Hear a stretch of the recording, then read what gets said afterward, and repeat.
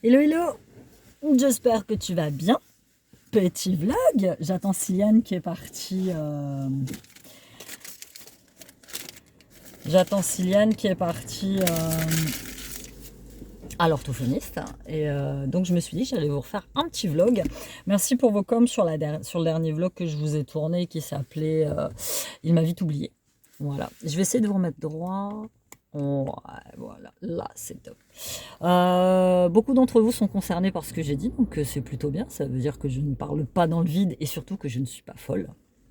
Parce que ça, je l'ai entendu plein de fois, ça, le... Moi, non, t'hallucines, t'es folle. Enfin bref. Aujourd'hui, une autre problématique qui est plus ou moins assez proche, en fait.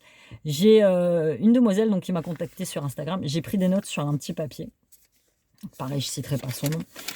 Et voilà, elle me raconte qu'un soir, elle dort. Et on attaque direct dans le vif du sujet.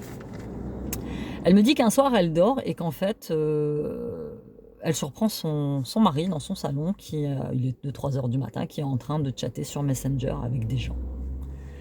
Et le mec, elle me dit voilà, il a dit non, c'est des amis, voilà. Alors elle me dit qu'il avait quand même une attitude assez fuyante, qui se cachait et que voilà, elle lui a demandé à regarder son portable et qu'il a clairement dit non. Donc elle m'envoie comme question: Amy, est-ce que tu crois qu'il me trompe?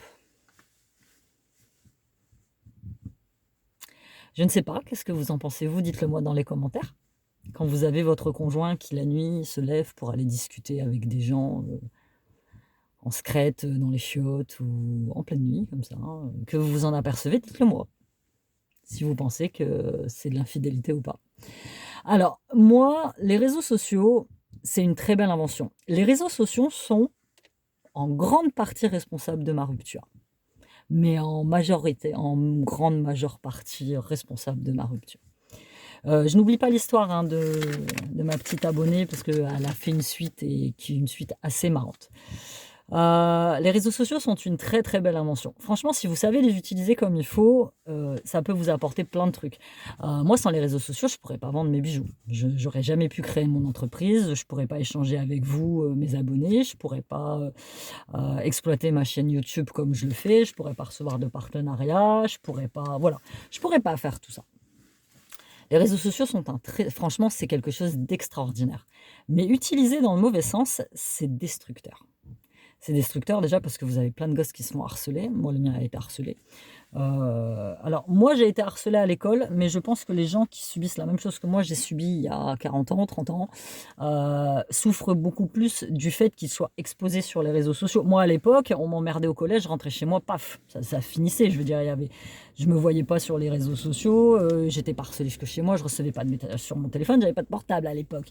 Donc, tu vois, ça s'arrêtait net. C'est pour ça que on peut pas comparer les gens qui ont été harcelés à mon époque et les gamins qui sont harcelés maintenant, ce qui est pire, quoi. Franchement, pire. Il y a quand même une petite fille qui s'est suicidée là, il y a pas longtemps. Enfin, c'est juste hallucinant. Les réseaux sociaux brisent des couples.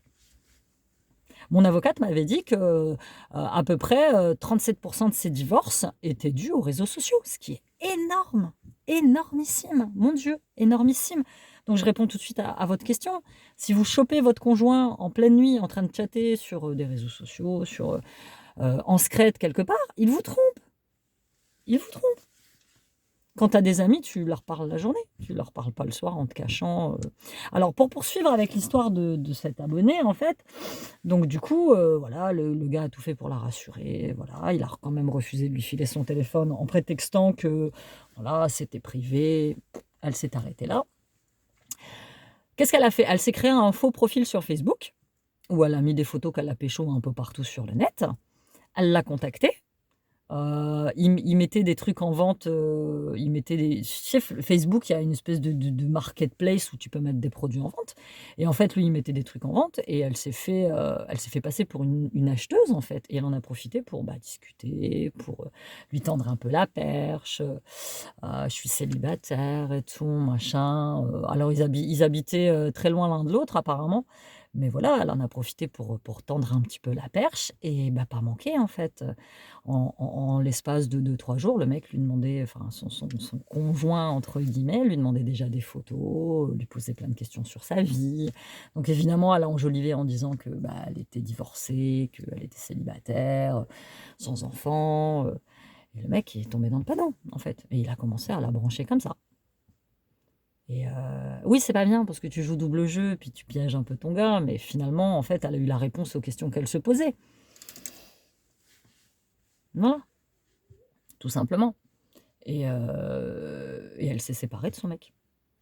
Et lui, il avait beau lui dire non, c'est pas vrai, j'ai rien fait, j'ai rien fait. Elle a fini par lui sortir l'histoire du je me suis fait passer pour quelqu'un sur Messenger, donc le gars s'est senti piégé, forcément. Et voilà. Mais la réalité était là. La réalité, c'est qu'au bout d'une semaine, il lui envoyait il lui demandait des photos d'elle minues, et lui, il lui envoyait en échange des photos de lui minues. Donc tu vois, les réseaux sociaux. Alors j'ai des petites qui passent à côté, qui font beaucoup de bruit, juste à côté de la voiture. Non, c'est bon. Donc voilà, les réseaux sociaux, c'est ça. Donc elle s'est séparée de son gars, elle a déménagé très très loin. Bon, ils n'avaient pas d'enfants, donc c'est déjà bien. Il y aurait eu des enfants là-dedans, ça aurait été pareil, hein. Ça aurait été pareil. En fait, la plupart du temps, alors elle me dit, il m'a dit désolé, désolé, désolé, mais voilà, elle pense que si elle avait pardonné, si elle était restée, il aurait continué, quoi qu'il arrive. Parce qu'en fait, ils sont désolés, pas de vous avoir trompé. Ils sont désolés que vous l'ayez découvert, en fait. C'est ça le truc. Ça, c'est un petit gars sur Instagram. Il a du morflex, hein, meuf, lui, parce que franchement, il pose des trucs, c'est très inspirant. Et en fait, c'est ce qu'il dit. Il dit, elle était désolée pas de m'avoir trompé. Elle était désolée parce que je l'ai découvert. Et c'est vrai. Ils sont désolés, certes, mais que vous l'ayez découvert. Eh oui. Donc, les réseaux sociaux, comme je te dis, utilisés à mauvais escient, voilà. Et c'est un piège, je veux dire. Tu as accès au monde entier, tu as accès aux amis, des amis, des amis, des amis, des amis. Et forcément, voilà, c'est le marketplace de la baise. On va pas se mentir comme ça. Enfin, voilà, je suis désolée d'être un petit peu crue dans mes propos, mais c'est exactement ça. Et voilà, si votre conjointe n'a rien à se reprocher, elle doit vous laisser pénétrer son intimité. En fait, il y a pas de vie privée quand tu es en couple. Je veux dire, quand tu es en couple avec quelqu'un, ce qui est à lui est à toi, ce qui est à toi est à lui. Pareil, moi je pense que quand tu rien à cacher, tu files ton portable. Pourquoi tu le filerais pas, en fait? Tu rien à cacher. Et pareil, sur Insta, parce que bon, bah, forcément, quand je suis dans ce mood-là, bah, je regarde beaucoup de cette chose-là. Et t'avais une meuf, c'était une américaine qui demandait à son gars, hey babe, can you give me your phone? Donc, est-ce que tu peux me donner ton portable? Puis lui donne le portable. Puis elle est là, elle commence à regarder et tout. Puis il lui dit, bah, tu cherches quoi? Et il lui dit, bah, je sais pas, je cherche si t'as appelé des gens. Et puis il la regarde et il lui dit, non, mais moi, je suis un homme, je suis pas un gamin. Je me cache pas. Si j'ai quelque chose à faire ou quelque chose à dire ou quelqu'un à appeler, je l'appelle. Je le fais même devant toi. J'ai pas à me cacher. Je suis pas un enfant. Voilà. C'est les enfants qui se cachent. Tu sais, quand ils sont pris au piège, qu'ils ont fait une bêtise, ils se planquent. Ils te mentent. Voilà. Donc, du coup, moi, je pense que dans ces situations-là, vous pouvez pardonner une fois. Voilà. Mais il y a peu de chances que la personne s'arrête. Parce que c'est addictif, les réseaux sociaux. Tu prends goût. Tu passes des heures à scroller, à chercher des trucs, un machin. C'est tellement addictif que tu finis forcément par retomber dans le piège. Tu retombes forcément dans le piège. Donc, laisse une chance. Mais après, je dis pas qu'ils sont tous et toutes pareils. Mais il y a peu de chances qu'ils arrêtent. Croyez-moi, très peu de chances.